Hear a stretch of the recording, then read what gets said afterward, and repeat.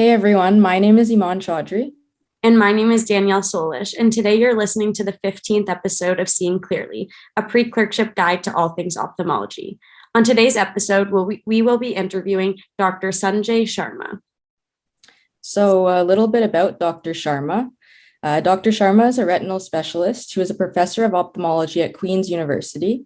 He is an internationally renowned eye surgeon and is a clinician scientist who has published over 300 scientific papers, which have been cited over 10,000 times, and is the author of 3 textbooks, including the American Medical Association's Evidence-Based to Value-Based Medicine. Dr. Sharma is the recipient of millions of dollars in research funding and has received numerous national and international awards for both research, teaching, and innovation in medicine, including those from the Canadian Institute of Health Research, Associations of Faculties of Medicine in Canada, and the American Academy of Ophthalmology.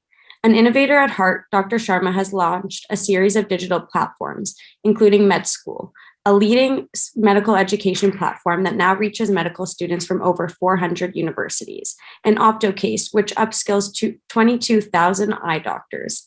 Dr. Sharma, who holds advanced degrees in epidemiology and in business administration, completed his medical education at Harvard University. So without further ado, we'd love to introduce Dr. Sanjay Sharma. No, it's great. Pleasure to be here and looking forward to having a wonderful conversation. Well, thank you for being here with us. I guess we'll jump right into our first question here. Sure. So what drew you to the field of ophthalmology?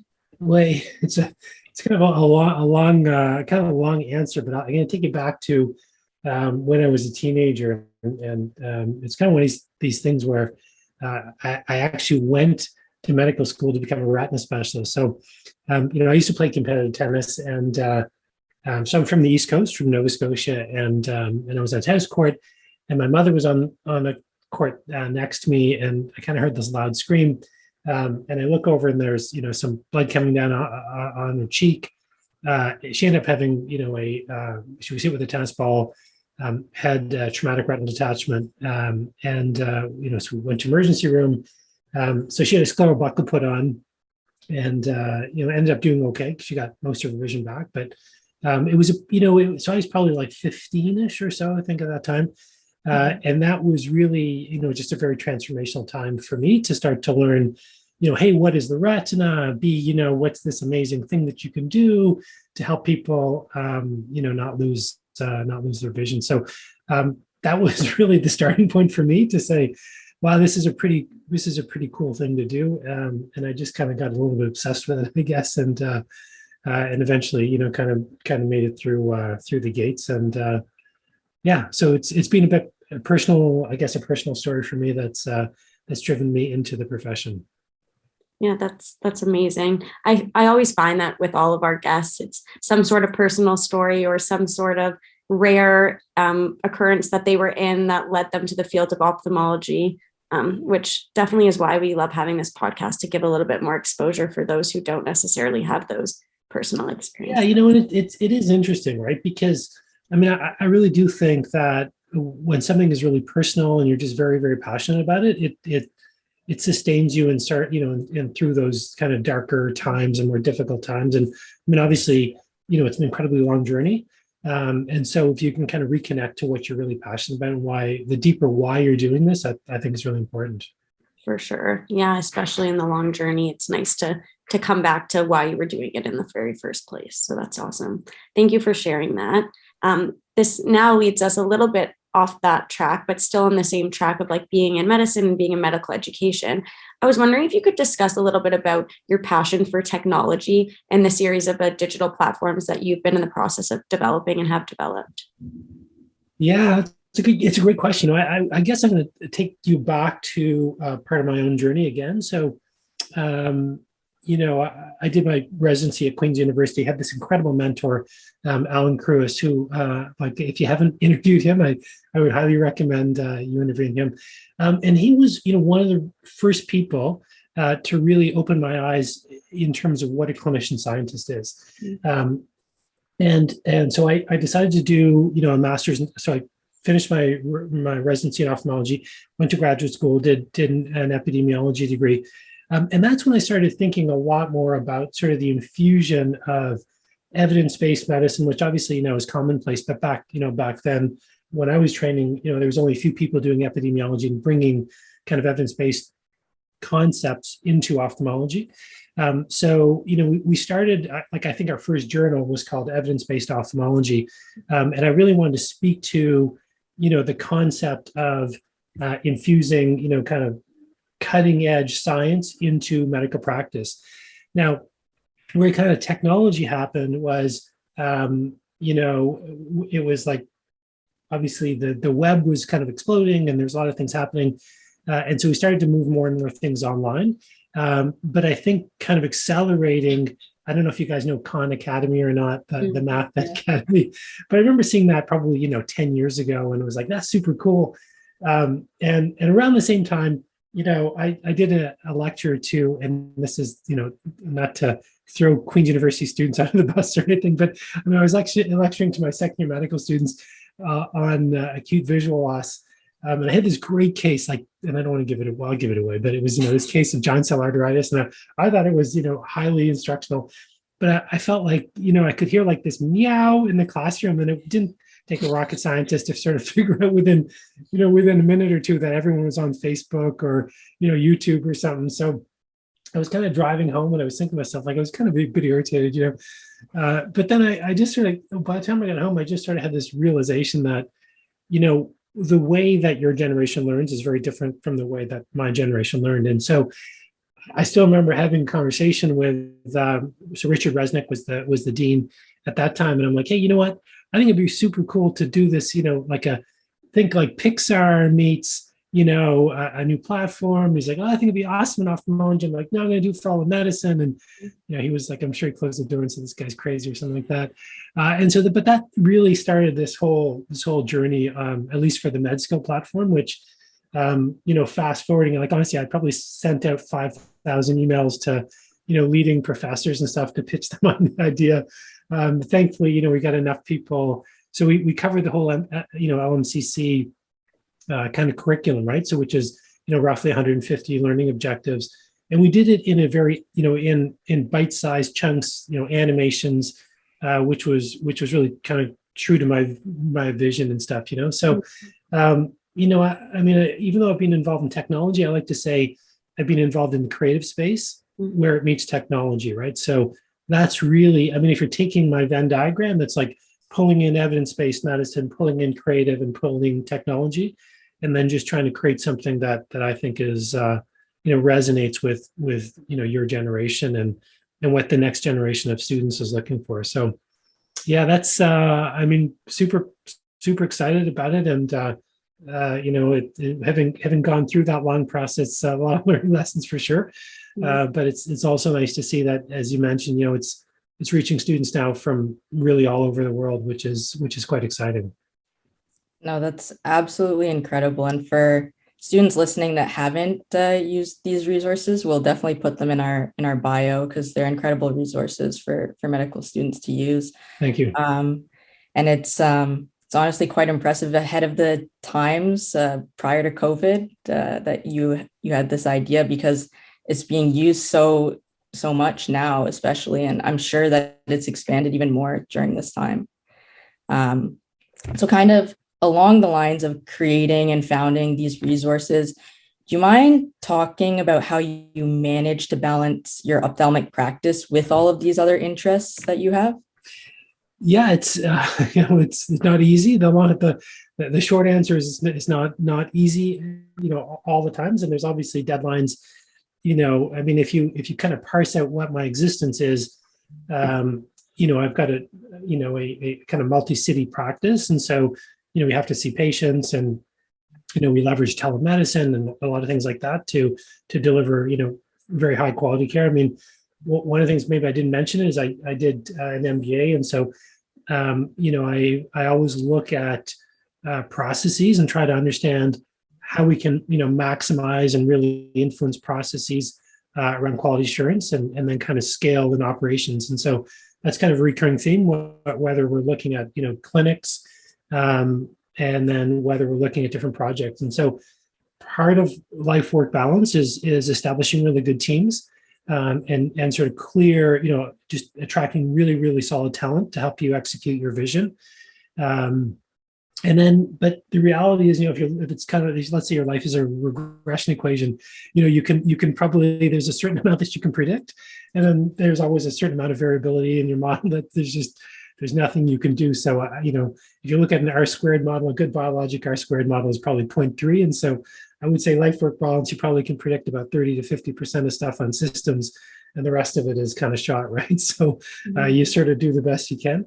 I've always sort of prioritized my family from a very early stage. And so, it's been crazy. We going to lecture in Europe, let's say, but only going out there for, 36 hours, then flying right back, so my kids are, when they were younger, were competitive ski racers, and, we made every one of the races and volleyball, things and stuff like that. Right. So it's just a matter of trying to prioritize things. And at the end of the day, just sort of going like, what is it that you really want to achieve? And, I had a great mentor who, just kind of quantified things in life in terms of heartbeats, right? So if you actually sort of think about, your heartbeat is like 60 beats per minute, and then you kind of, multiply your kind of, minutes become hours, become days, become weeks, become months, become years, and then it's a life, right? So it's really important to just sort of prioritize what you want to do, and then at the end of the day, hopefully you're sort of true to, that vision in terms of executing it. So for myself and my wife, who's also a physician, family was very important to us, and obviously still is important to us. So we try to prioritize, making these, important events for the kids. So again, hasn't been easy for sure, but it's been, trying to, again, systematize things, bring in good people, and then just sort of going with the flow when you can. Yeah, thank you for saying that. It's very raw and real advice, which I think that we both appreciate, but also our listeners, because the truth is even being a medical student, finding balance in everything you do, it's always going to be challenging. And you kind of, at the beginning, kind of have to make it up as you go and try for the best and make sure your priorities are in order. And then, things are going to, come at you in different directions, and it's a long journey and it's a long path for sure. Yeah. But I would also prioritize fun a little bit too. Sure. So, it's, you got to just, we were sharing just a little bit before this where, I flew out to Los Angeles. Again, it was like a 48-hour trip just, over the weekend. It's that just sort of came up out of the blue. And you just try to fit in things that you think are going to be interesting, just meeting interesting people, getting out there, taking chances, that at the end of the day is what you're going to look back at these times. And we can go through a ton of different things where, I've just sort of decided to do things either in a planned way or in a last minute way that's opened up a lot of doors and opened up a lot of relationships that are, lifelong relationships. And at the end of the day, again, that's kind of what life's really about. For sure. It's true. Some situations will happen very unexpectedly, and then we'll form long relationships or, long lasting connections that are really eventually important in your future. So thank you for sharing that. Sure. And just for our final question, before we get to our Would You Rather segment.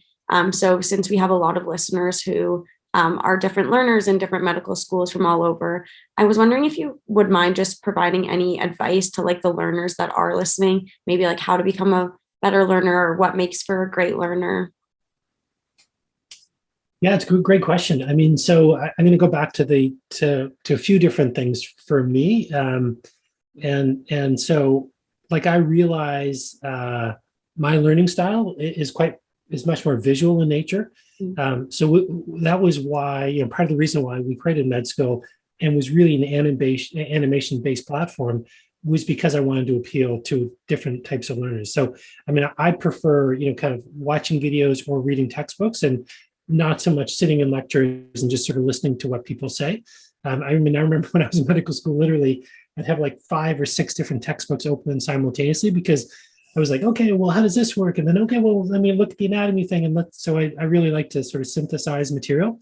So I think the first thing is really understanding and this is really a life principle. It's not only learning, but just a life principle in general is, just sort of being self-aware and then understanding, I think within the context of education, understand what your learning style / preference is, right? So it can be visual, it can be tactile, and there's, there's a whole element now around neurodiversity and how people learn. So I would say that's the first thing to try to recognize. And then, it's one of those things where you can, either try to embrace your strength or, kind of rectify and work on a weakness. But I would just say, like, at this stage, just double down on what your strength is, right? So again, if you're a visual learner, really try to move into that lane and leverage as many resources as you can in that, kind of in that space.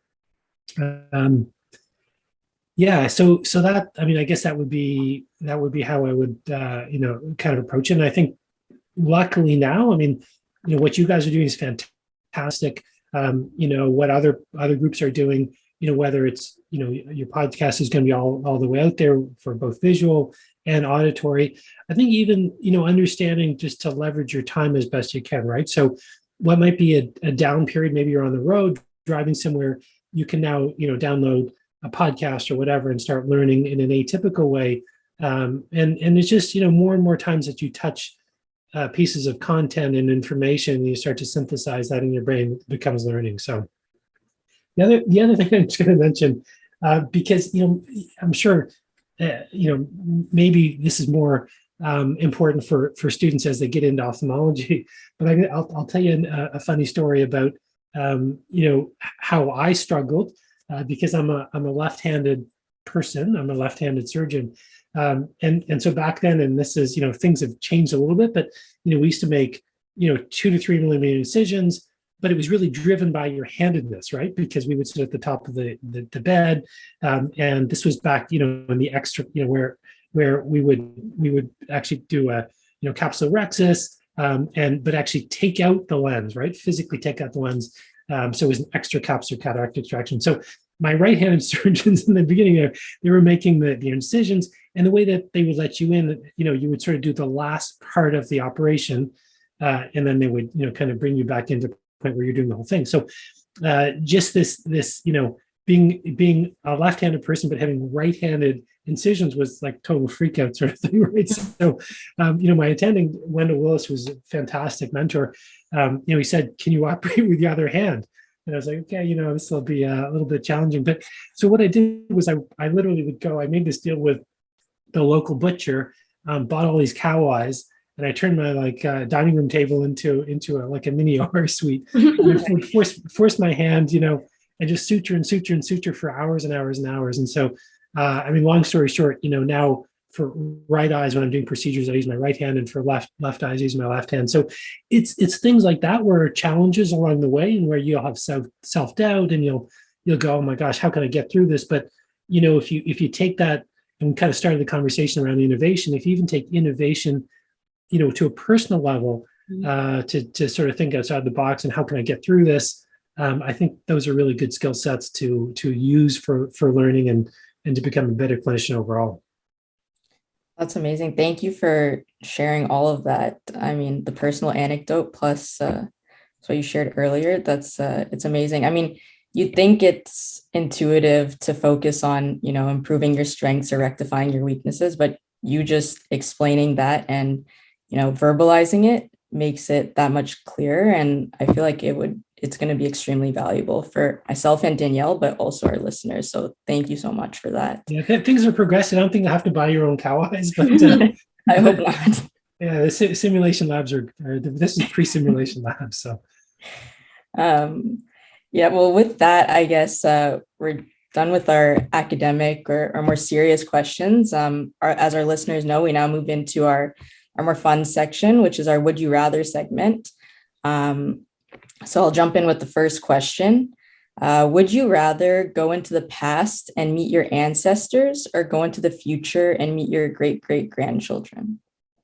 Oh, definitely for me, going forward and meeting great-great-grandchildren. I at my heart, I love innovation. I just love, trying to peer a little bit into the future, and anticipate what's going on. And so, yeah, without a doubt. I mean, I get a massive kick out of trying to understand everything from, NFTs and just a ton of new things around the corners and, technologies. I mean, I'm lucky enough to be in a space where, we're just exposed to a lot of really interesting things. And so, yeah, that'd be super cool for sure. Yeah, I think I would agree on that one. Mm-hmm. Me too. It's always nice to see the new innovation. Who knows? Maybe your great grandchildren will still be using your digital platforms in the future. Maybe, I'm sure it'll be in an NFT world and it'll be all 3D and Exactly. some virtual metaverse, I guess. So exactly. And then my would you rather question, which is the last question, is would you rather be stuck in a broken elevator or on a broken ski lift? So I'm a massive, and this is kind of a funny story. I mean, I came very late in life to skiing, like in my early 30s, and we put our kids on skis when they were like 2 and 3, and I go, that doesn't look too hard. And so, but we spend a massive amount of time. Like both of my kids are ski racers, and we and my wife became a ski instructor, and so I was kind of dragged into this world. So there's nothing else I'd rather do than ski. And so I would definitely, I would pick the broken ski lift, even if I'd be dangling up there. I mean, I did see a very scary movie where the premise was, and I think all the people were eaten alive or something like this. It was a broken skiless chairlift. I can't remember the name of it off the top of my head. So hopefully that wouldn't happen. But yeah, I mean, for me, just being up in the mountains is kind of a Zen experience. So, Sure. And being trapped in an elevator, I think would be pretty scary. So I'd go definitely outside for sure. Mm-hmm. And then eventually you'll get to the top of the mountain, and then you can ski down versus the claustrophobia inside the elevator. Hopefully exactly. The ski lift starts working while you're up there. Yeah, exactly. Well, with all of that, I just want to say thank you again for being a part of this episode and for being so honest and sharing all of your advice with our listeners and with us. I just want to say thank you so much to everyone who's listening to this episode of Seeing Clearly, which is our pre-clerkship guide to all things ophthalmology. To stay caught up with everything else iCurriculum is doing, be sure to check out our website at www.icurriculum.com and to follow us on social media at iCurriculum. Thank you again, Dr. Sharma, for being here with us. It's been a pleasure. Thank you. Thank you.